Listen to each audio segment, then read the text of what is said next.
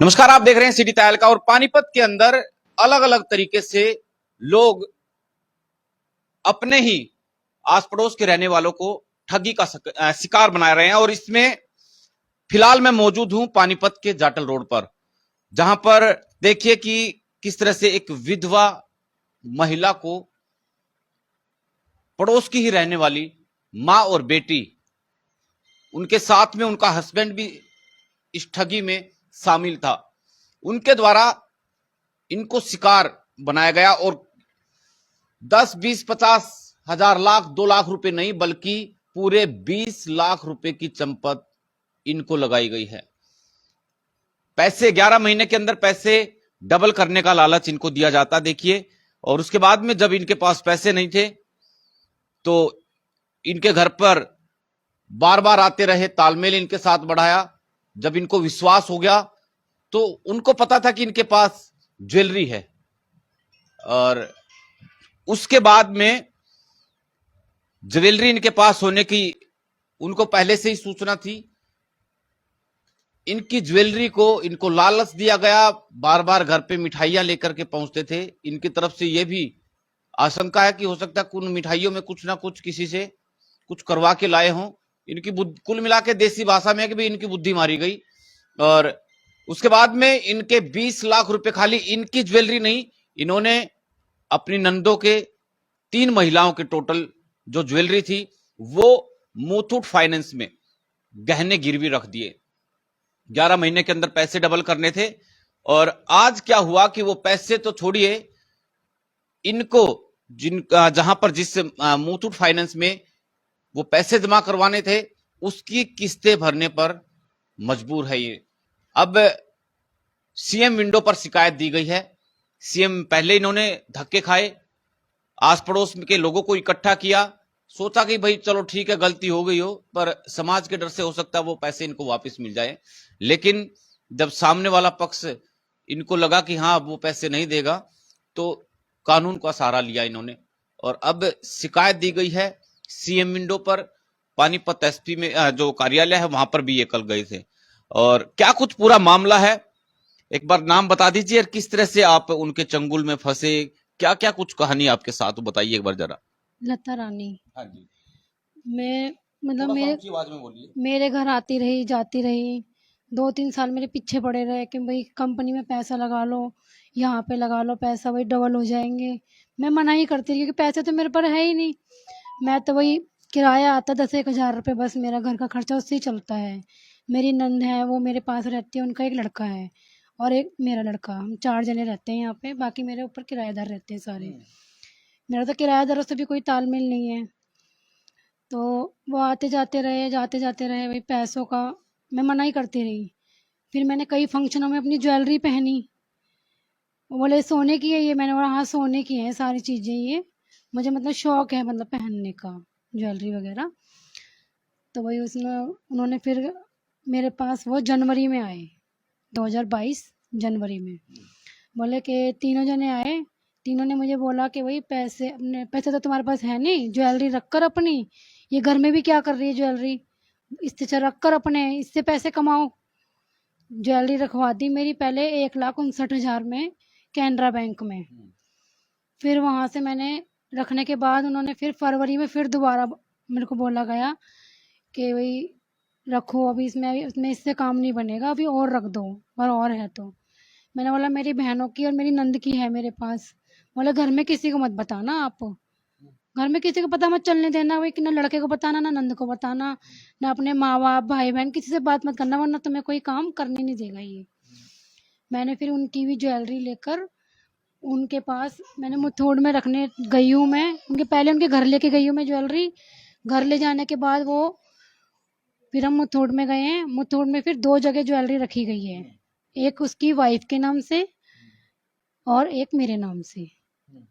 वो ज्वेलरी आज भी तो मेरे नाम से रखी गई ना सारी, तो उस टाइम पे 2 जगह क्यों रखी गई वो। अब 313 ग्राम यानी 31-32 तोले जो सोने की जो गहने थे वो इनके गिरवी रखवाए जाते हैं।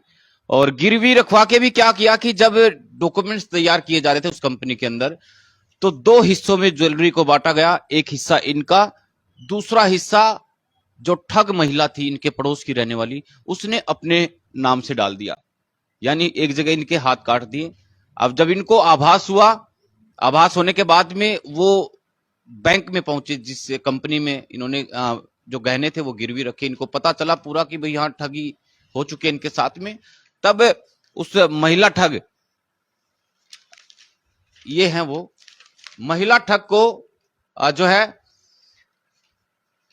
ये लोग उनके घर पे जाते हैं, उनको बार बार ये कहते हैं कि भाई मेरे साथ इस तरह का नहीं करना चाहिए था। तो बार बार जब ये जाते रहे, गिड़गिड़ाए उनके सामने, खुद अपनी ज्वेलरी के लिए, अपने पैसों के लिए, तब कहीं ना कहीं उसको ये ले जाने के जो है कामयाब हुए कंपनी तक। हाँ जी। उसके बाद में फिर आपके नाम करवा दी गई। हाँ जी, मेरे नाम करवा दी गई। बहुत मुश्किल, मतलब मुझे बहुत मेहनत करनी पड़ी अपनी ज्वेलरी अपने ही तरफ करवाने के लिए। बहुत मेहनत करी मैंने, तब जाके उसने वो ज्वेलरी मेरे नाम पर करी। और अब 11,000 रुपये ब्याज मैं भर रही हूँ उसका। ब्याज ब्याज हाँ जी, ब्याज ब्याज 11,000 रुपये मैं भर रही हूँ। अच्छा, जो 20 लाख के आसपास की ये ज्वेलरी थी हाँ आपकी, जी, हाँ पैसे जी। कितने लिए थे उसके बदले में आप लोगों ने? हमने 13 लाख लिए थे। 13 लाख रुपए। हाँ जी। 13 लाख रुपए कहाँ गए वो लोग पैसे? 13 लाख मैंने उसी को दे दिए वो सारे पैसे। हाँ जी, उसके बैंक में जा रहे हैं। बैंक में उसी पूनम नाम की लड़की के अकाउंट में ही जा रहे हैं 13 लाख रुपए पूरे। 2 लाख कैश दिए मैंने और 11 लाख रुपए उसके अकाउंट में ही हैं। हाँ जी। तो अब उस आपने पूछा नहीं भाई वो पैसे कहाँ, मुझे कम से कम वो पैसे तो दे दो। मैंने मांगे, मेरे मांगने पे पैसे मना कर दिया गया मेरे को कि जी कंपनी में लगा दिए हमने, कंपनी में से आएंगे तो देंगे हम तुम्हें पैसे, वरना हमारे पास कोई पैसा नहीं है। जहां तक लड़ा जाता है लड़ लो। वो अब जिस कंपनी में लगाए हैं वो उस कंपनी वाले के खिलाफ मुझे बोली कि भाई उसके खिलाफ करो आप रिपोर्ट। मैं कैसे कर दूं जब मैंने उसको देख के दिए ही नहीं है पैसे, ना मैं उसको जानती। जब मैं जानती नहीं, पहचानती नहीं, तो मैं 22 लाख का क्लेम कैसे कर लूं? जब मुझे लेने ही 13 लाख हैं तो मैं 7 लाख का प्रूफ कहाँ से लेके आऊंगी? वो भाई पुलिस वाले भी तो मुझसे प्रूफ मांगेंगे ना कि भाई 22 लाख रुपए के अलावा प्रूफ दिखाओ।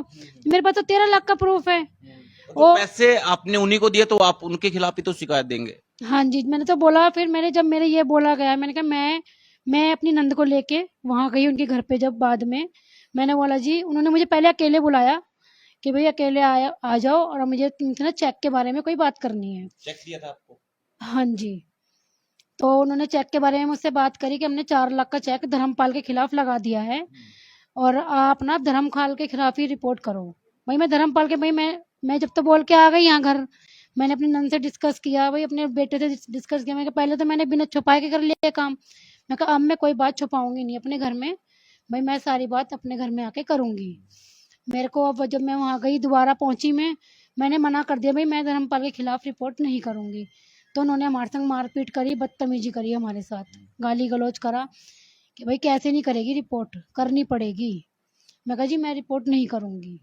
मेरे मना करने के बाद फिर उन्होंने रात को वो सिविल में एडमिट हो गई वो लड़की जाकर प्रेशर बनाने के लिए। हाँ जी।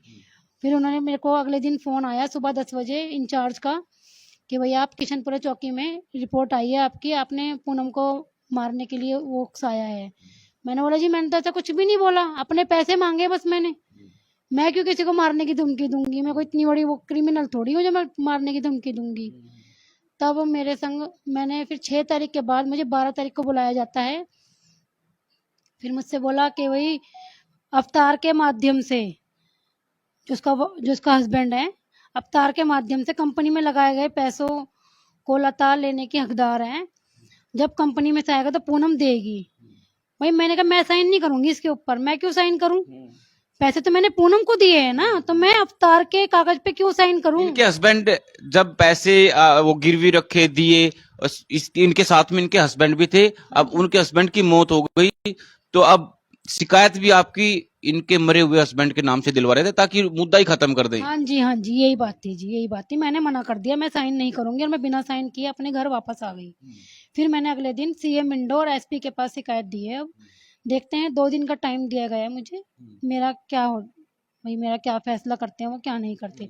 यदि अगर वो फैसला नहीं करेंगे तो मैं आगे कोई और कार्रवाई करूंगी। फिर मैं खट्टर जी के पास जाऊंगी, अनिल विज जी के पास जाऊंगी, ताकि भाई मेरा फैसला हो सके। भाई मेरे पे इतने पैसे कहाँ से लेके आऊंगी मैं, जब अपनी बहनों की चीजें छुड़ा सकूं मैं, क्योंकि मेरी बहन के भी हस्बैंड नहीं है। मेरे भी नहीं है, मेरी नंद के भी नहीं है, तो हमें ऐसे बेवकूफ़ बनाया गया है। तो देखिए कि तीनों ही रिश्तेदार आपस में एक दूसरे से जुड़ी हुई है, तीनों विधवा है महिलाएं, और इनको ठग लिया जाता है और एक और लालच दिया गया। हालांकि देखिए पैसा किसी के पास, उनको पता था इनके पास ठीक है प्रॉपर्टी भी है, एक 70 लाख के आसपास का और लालच बता हाँ रहे हैं जी, आपको दिया गया। हाँ जी, मेरी दुकान है मॉडल टाउन में, रामलाल चौक पे, जिसके मैं और मेरे जेठ दोनों हकदार हैं।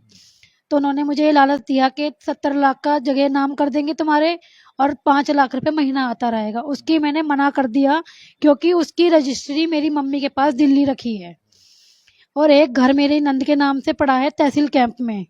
उसने उस घर को भी बोल दिया इन्होंने कि वो घर हमारा है, आप 12 लाख में बेच दो। मैंने उसके लिए भी मना कर दिया, क्योंकि मैं 15 लाख पे अड़ी रही और वो बंदा मेरे से 12 लाख में बिकवाने को तैयार हो गया। मैंने मना कर दिया, जी मैं नहीं बेचूंगी अपना घर। अगर मैं घर बेच देती तो मुझे 15 लाख से भी अपने हाथ धोना पड़ता। बहुत बहुत शुक्रिया। और तमाम जितने भी दर्शक हमारे साथ जुड़े हैं उनसे, कानून अपना काम करेगा, लेकिन हमारा वीडियो दिखाने का, ये जानकारी आप तक साझा करने का मकसद ये था कि आप लोग भी पैसे डबल तिगुना करने के लालच में, मोटे ब्याज के लालच में आप लोग भी इन चंगुलों में, ऐसे ठगों के चंगुलों में ना फंसे और इस तरह से उन लोगों से सावधान रहें। इस वीडियो को शेयर करें। नमस्कार।